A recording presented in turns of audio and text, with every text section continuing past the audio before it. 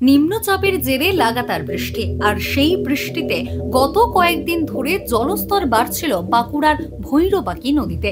তার জেরে ওই নদীর উপর থাকা রানীবাঁধ ব্লকের জাতাডুমুর জলাধারে জল বাড়তে শুরু করে। গতকাল বিকালে ওই জলাধারে জলস্তর ৩৮১ ফুট ছুঁয়ে যাওয়ায় জলাধার থেকে জল ছাড়ার সিদ্ধান্ত নেওয়া হয়। এরপরই ওই জলাধার থেকে ঘন্টায় ১৫০০ কিউসেক হারে জল ছাড়া শুরু করে সেচ দপ্তর।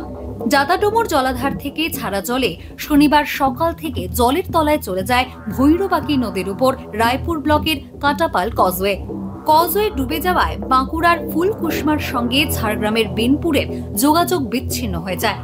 বাসিন্দাদের কি বক্তব্য শুনে নেওয়া যাক।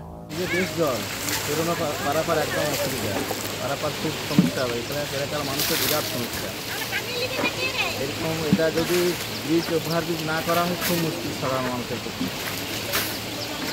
দিনের পর দিন এরকম বৃষ্টি হলে জল উঠে যাচ্ছে, পারাপারের অসুবিধা, মানুষের চাষবাসের অসুবিধা। যদি কারো বাড়িতে কোনো অসুবিধা হয়, রোগ জ্বালা হয়, সেটাও বেরোতে পারবে না।